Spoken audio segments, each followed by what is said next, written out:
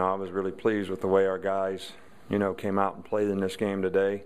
We wanted to develop habits in this game that would help us in the future, and I was very pleased with that. Short week, different kind of preparation, but the intensity and toughness and the effort and the way we played in the game was the way we wanted to play, and tried to play to a standard, and I was really pleased, with that.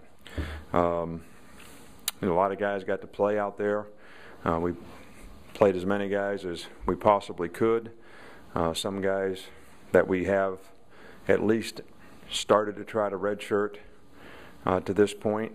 We didn't play in the game because they have the potential to be redshirted this year, so I wish there was some way you could play guys like that in games like this and still not have them lose their year, but it isn't that way, so there's nothing really we can do about it. But I thought our players showed a little maturity in the way they handled this short week, and I was pleased with the support that our fans gave us in coming out, and it was exciting to be able to get so many players to play. Their players really played hard, and Coach Curry's done a really good job there, and we wish them, the best in the future as well, because their guys really played hard. It was a great opportunity for them.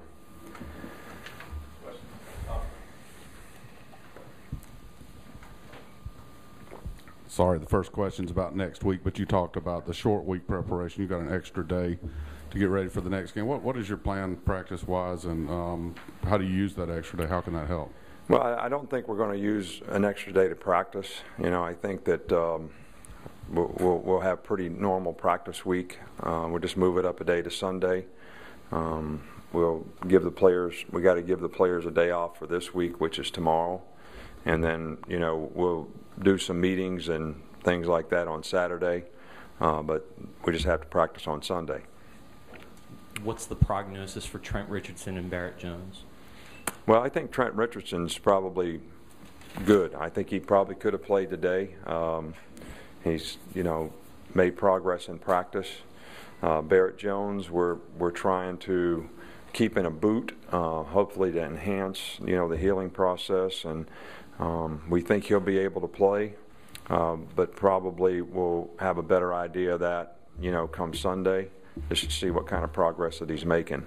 But the initial prognosis is that he would be able to come back this week and play.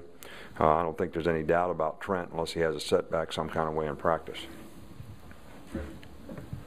Coach, you talked even last week about this team needing to develop an identity and how the play in the Mississippi State game went a long way towards developing that identity.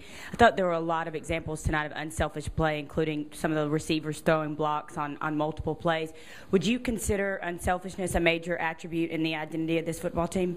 Well, I don't think this team has ever been selfish. I've never, thought that was at all an issue. I've always been pleased with the way, our receivers block, our offensive linemen hustle down the field, try to protect our skill.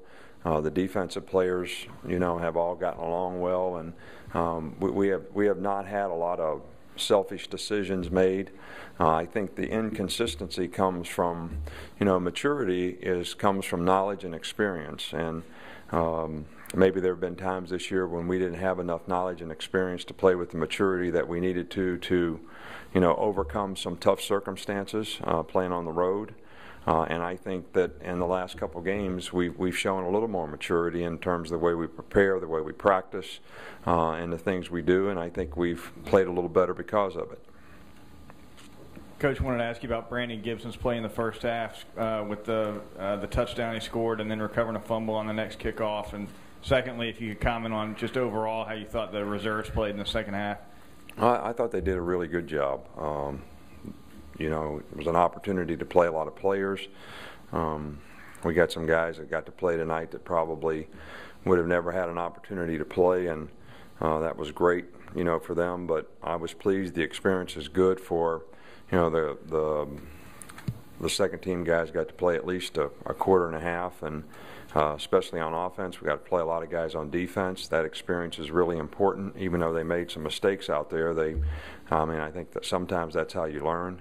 Brandon Gibson has done a really good job on special teams for us all year long, and it was good to see him to get some opportunities, at receiver, and did a really good job in the game. But he's done a great job all year on special teams. Coach, back here.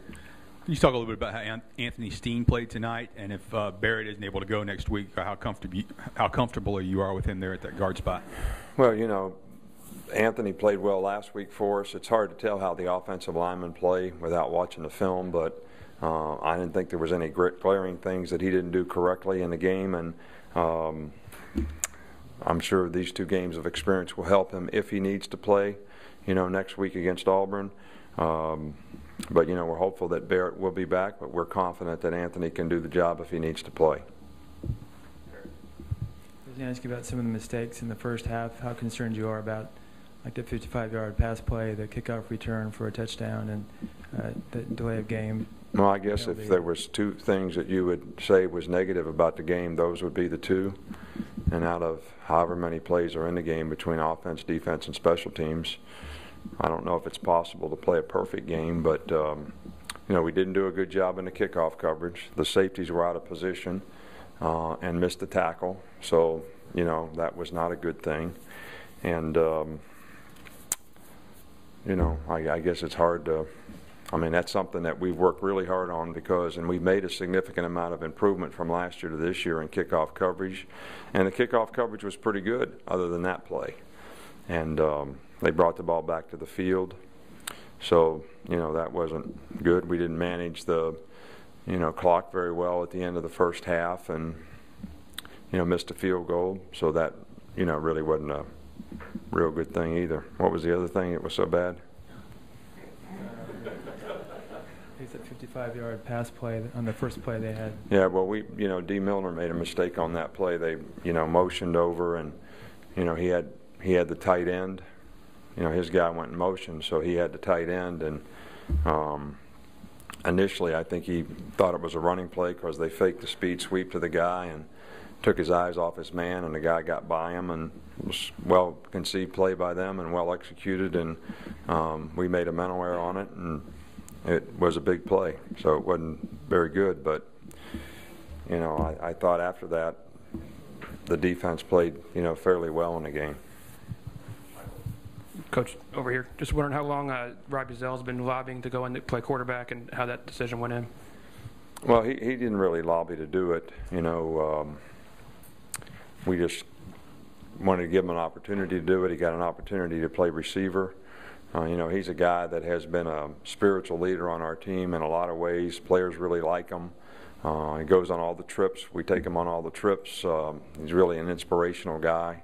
One of those hustle guys, Charlie Hustle guys, that practice all the time, trying to do anything he can to help the team any way he can. So it was really more our idea to sort of reward him or reinforce all that he's done by, letting him play and do something that I'm sure he,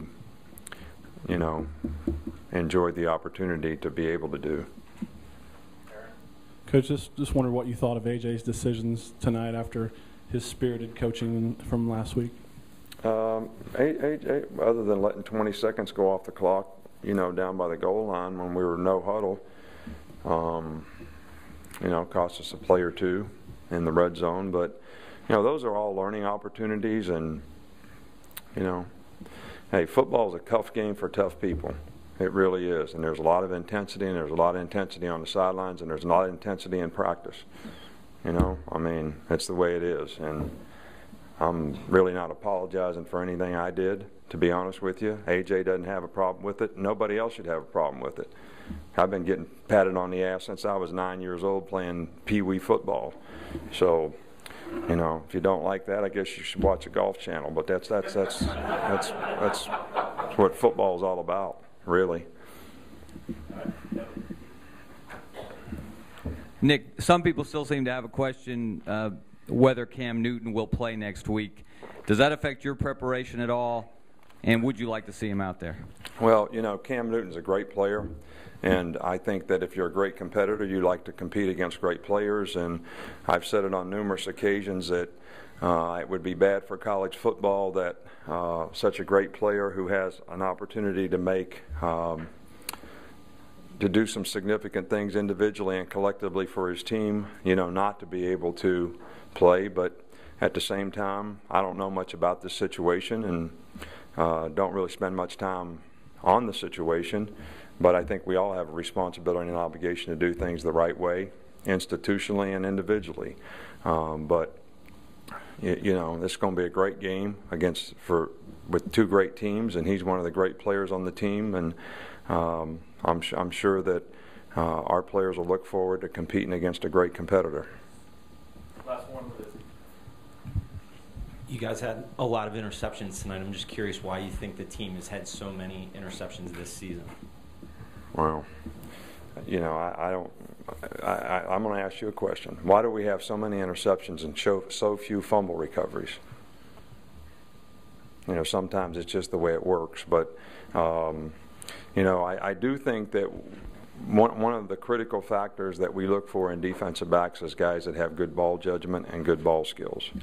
And, oftentimes guys end up at defensive back because they don't have good ball skills or they don't have good ball judgment, so they can't play receiver or running back or whatever, so they end up being DBs. But that's one of the critical factors that we look for, because if you can't play the ball in the deep part of the field, you're going to give up plays. And all the guys that we have playing in the secondary right now have good ball judgment and good ball skills. And so that has to contribute to it to some degree. Sometimes you play with guys, they get their hands on the ball a lot, or they knock a lot of balls down, but they can't finish and make interceptions. And all the guys that we have playing in the secondary, have good ball skills. But all the guys that we had playing in the secondary last year had good ball skills. I don't even know how many interceptions we have this year, and I don't know how many we had last year. So I can't even make I